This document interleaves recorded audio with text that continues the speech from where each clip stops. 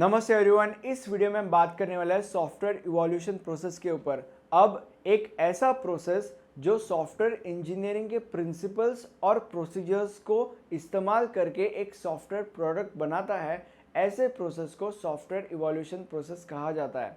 अब ये जो डेफिनेशन मैंने बोली, इसमें मैंने दो वर्ड्स का जिक्र किया। सबसे पहला वर्ड है प्रिंसिपल और दूसरा वर्ड है सॉफ्टवेयर प्रोडक्ट। जो प्रिंसिपल्स है जिनको यूज़ करके सॉफ्टवेयर प्रोडक्ट बनाया जाता है, वो प्रिंसिपल्स जो होता है वो हमेशा वेल टेस्टेड होता है। और रही बात सॉफ्टवेयर प्रोडक्ट की, तो जो सॉफ्टवेयर प्रोडक्ट है इसका मतलब ये है कि ऐसा सॉफ्टवेयर जिसको बनाने के पीछे एक पर्टिकुलर गोल है, जिसको बनाने के पीछे एक पर्टिकुलर मकसद है, ऐसे सॉफ्टवेयर को सॉफ्टवेयर प्रोडक्ट कहा जाता है। अब हम आगे बढ़ते हैं। अब ये जो प्रोसेस होता है, इसमें जो सबसे पहला स्टेप होता है वो है रिक्वायरमेंट गैदरिंग। रिक्वायरमेंट्स को गैदर किया जाता है कि क्या क्या रिक्वायरमेंट्स है, उसको गैदर किया जाता है फ्रॉम यूजर या फ्रॉम क्लाइंट्स और फ्रॉम स्टेक होल्डर्स कंसिडर करके हम आगे बढ़ेंगे। ठीक है, अब ये स्टेप होने के बाद जो हमारा प्यारा सा डेवलपर है वो क्या करता है, वो एक प्रोटोटाइप बनाता है। प्रोटोटाइप का मतलब होता है एक मिनी मॉडल। फॉर एग्जांपल, अगर सपोज मुझे बिल्डिंग बनानी है, तो बिल्डिंग बनाने से पहले मैं एक छोटा सा उसका मॉडल बना के मेरा जो क्लाइंट है या जो भी मुझसे खरीदने वाला है या जो भी मेरा स्टेक होल्डर है, उसको मैं दिखाऊंगा कि वो एग्रीड है या नहीं। तो उस मिनी मॉडल का मतलब होता है प्रोटोटाइप। तो बेसिकली प्रोटोटाइप बनाते हैं। ठीक है, तो अभी उस रिक्वायरमेंट गैदरिंग स्टेप के बाद जो हमारा डेवलपर है वो प्रोटोटाइप बनाता है और क्लाइंट को दिखाता है। अगर क्लाइंट या स्टेक होल्डर एक्सेप्ट करता है उस प्रोटोटाइप को, देन वो आगे बढ़ सकता है। अगर वो एक्सेप्ट नहीं करता तो वो फीडबैक देता है, वो इम्प्रूवमेंट्स देता है कि उस प्रोटोटाइप में और क्या क्या इम्प्रूवमेंट चाहिए और क्या क्या फीडबैक चाहिए, कैसे हम उस चीज़ को और ज़्यादा इम्प्रूव कर सकते हैं। ये सारी चीज़ें वो जो स्टेक होल्डर या वो जो क्लाइंट है वो डेवलपर को बताता है। ठीक है, और उन इम्प्रूवमेंट्स को, उन रिक्वायरमेंट्स को उस डेवलपर को उस सॉफ्टवेयर में डालने पड़ते हैं। और ऐसे ही करके वो सॉफ्टवेयर एक ऐसे सॉफ्टवेयर में कन्वर्ट हो जाता है, बिल्कुल वैसे जैसे हमारे स्टेक होल्डर या क्लाइंट को चाहिए। अब मान लो कि आपका सॉफ्टवेयर बन के तैयार है, आपका सॉफ्टवेयर आपके स्टेक होल्डर के हाथ में है और वो स्टेक होल्डर सेटिस्फाइड भी है।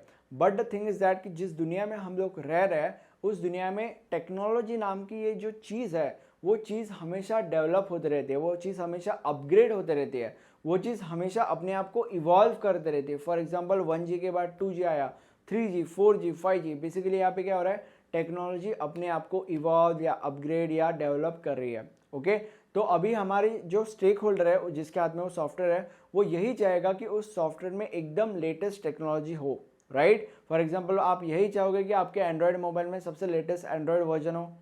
राइट, सो अभी इस डिमांड को फुलफिल करने के लिए हमारा जो प्यारा सा डेवलपर है उसके पास दो ऑप्शन होता है। सबसे पहला ऑप्शन ये है कि नया सॉफ्टवेयर फ्रॉम द स्क्रैच बना के उसे दे, जो कि बहुत ज़्यादा डिफिकल्ट होता है, जो कि इसमें बहुत ज़्यादा कॉस्ट लगती है और जो बहुत ज़्यादा नॉन फिजिबल होता है, मतलब इतना फिजिबल नहीं होता और कभी मोस्ट ऑफ द टाइम ये नहीं किया जाता। ओके, एंड जो दूसरा ऑप्शन है वो ये है कि उसके हाथ में जो ऑलरेडी सॉफ्टवेयर है, उस सॉफ्टवेयर को अपग्रेड किया जाए टू दैट लेटेस्ट टेक्नोलॉजी, जो कि सबसे ज़्यादा फिजिबल है, जो कि कॉस्ट इफेक्टिव है और जो हमेशा किया जाता है। तो the whole point is that कि ये जो रिक्वायरमेंट है कि लेटेस्ट टेक्नोलॉजी के अनुसार मेरा सॉफ्टवेयर होना चाहिए, इस रिक्वायरमेंट को फुलफिल करने के लिए जो ऑलरेडी अवेलेबल सॉफ्टवेयर है उसको अपग्रेड किया जाता है। ओके, फॉर एग्जाम्पल, अगर सपोज आपके पास एंड्रॉयड मोबाइल है, उसमें सपोज एंड्रॉयड वर्जन 4 है और अगर मार्केट में नया वर्जन आया एंड्रॉयड वर्जन 5, तो उसके लिए आप नया मोबाइल तो नहीं खरीदने वाले, आप जो आपके पास एग्जिस्टिंग मोबाइल है उस एग्जिस्टिंग मोबाइल को अपग्रेड करोगे टू दैट लेटेस्ट वर्जन। सो ये उसका एग्जांपल है। अगले पार्ट के ऊपर आते हैं। अगले पार्ट में हमारे पिक्चर में आता है लेमान ये कहता है कि जो सॉफ्टवेयर होता है वो 3 हिस्सों में, 3 कैटेगरीज में डिवाइड होते हैं, एस टाइप, पी टाइप और ई टाइप। एस टाइप के ऊपर आता है। एस टाइप का मतलब होता है स्टैटिक टाइप। इसका मतलब ये है कि इसमें जो भी चीज़ें होती है वो स्पेसिफाइड होती है, हर चीज़ स्पेसिफाइड होती है, हर चीज़ का सल्यूशन होता है और जो हमारा एंड गोल है, जो हमारा रिजल्ट है, वो 100% राइट है या नहीं वो कह सकते हैं। सेकेंड पॉइंट इसका ये है कि जो हमारा स्टेक होल्डर है उनको समझता है कि प्रॉब्लम क्या है और उनको ये भी पता होता है कि इसको रिजॉल्व कैसे करते हैं। अब इसका एग्जाम्पल दूंगा और इसमें हर एक चीज़ स्टैटिक भी होती है। अब इसका एग्जाम्पल के ऊपर आते हैं हम लोग। अगर सपोज मैंने आपको बोला कि 10 + 10 क्या है, तो आप बोलोगे 20 है। ओके, तो बेसिकली ये जो 20 है ये स्टैटिक है, मतलब आज भी 20 है 10+10, और 10,000 साल भी 20 रहेगा 10+10। मतलब आंसर स्टैटिक है, हर चीज़ स्पेसिफाइड है, हर चीज़ का सोल्यूशन है, और जो आंसर है वो राइट है, 100% राइट है या नहीं वो मैं कह सकता हूँ। ओके, तो ऐसे होता है स्टैटिक टाइप। अब स्टैटिक टाइप का जो है उनके और 3 पॉइंट्स होता है। सबसे पहला पॉइंट यह है कि वो सिंपल होता है, सबसे सिंपल टाइप होता है स्टैटिक टाइप। दूसरा पॉइंट यह है कि वेरी लेस इवोल्यूशन, अगर सपोज हर चीज़ स्टैटिक है, अगर ये बना के उधर रख दिया बाद में चेंज होने ही नहीं वाला तो इवॉल्व नहीं हो सकता ना। अब ये 20 का 30 थोड़ी होगा, राइट? तो नो इवोल्यूशन और नो चेंजेस भी नहीं हो सकते, ये चेंज नहीं होने वाला। 20 का 50 नहीं होने वाला, 20 का -30 नहीं होने वाला, 20 का 20 ही रहेगा 10+10, राइट? और यहाँ पे एक्चुअली वेरी लेस या नो लिखना एग्जाम में, नो या वेरी लेस या नो ही प्रिफर करना लिखना। अगला टाइप है पी टाइप, जिसको प्रैक्टिकल टाइप भी कहते हैं। इसका मतलब ये है कि जो स्टेक होल्डर्स हैं उन्हें ये पता होता है कि रिजल्ट क्या होना चाहिए, बट उन्हें ये नहीं पता कि उस रिजल्ट तक पहुंचना कैसे है। अब इस प्रॉब्लम को सॉल्व करने के लिए इटरेटिव प्रोसेस को इस्तेमाल किया जाता है।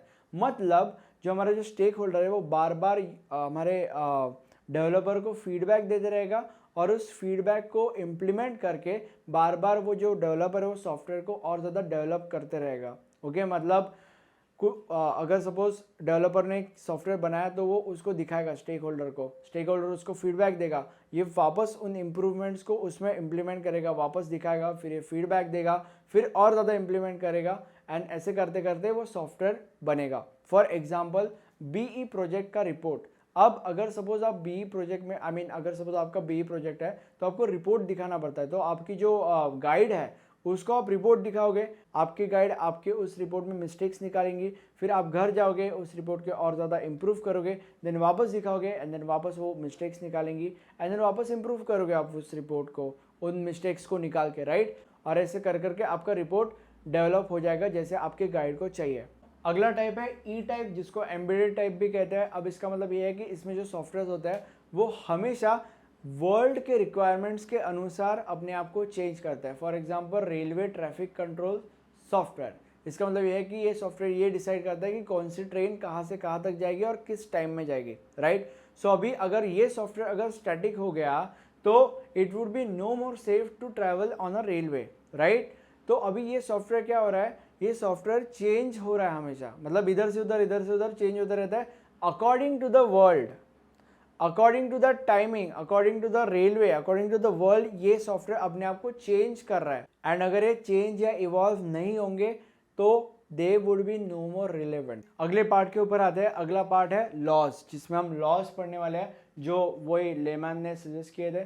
सबसे पहला लॉ है कंटिन्यूइंग चेंज। आई थिंक ये हमने पढ़ा था, अभी यही पढ़ा था हमने। ये लॉ ये कहता है कि एक सॉफ्टवेयर को हमेशा अपने आप को रियल वर्ल्ड के अनुसार चेंज करना चाहिए, रियल वर्ल्ड के अनुसार अपने आप को डेवलप करना चाहिए, और रियल वर्ल्ड के अनुसार अपने आप को उतना अडेप्टिव बनाना चाहिए बेसिकली, ठीक है? और अगर वो ऐसा नहीं करता, अगर ये करने में वो फेल हो जाता है तो वो इररिलेवेंट रहेगा।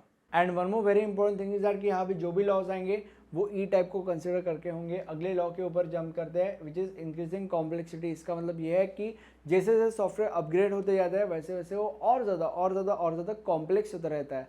तो जो डेवलपर है उसे हमेशा रेडी होना चाहिए कि कितना भी कॉम्प्लेक्स हमारा सॉफ्टवेयर हो हम एक्शन लेंगे, मतलब हमेशा एक्शन लेने के लिए रेडी होना चाहिए।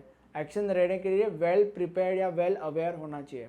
अगला लॉ है कंजर्वेशन ऑफ फैमिलियरिटी। इसका मतलब ये है कि जो भी सॉफ्टवेयर बनाया गया है वो फ्रॉम द स्क्रैच कैसे बनाया गया है और उसी पर्टिकुलर मैनर में क्यों बनाया गया है, इसका जो नॉलेज है उस नॉलेज को हमेशा रिटेन करके रखना चाहिए।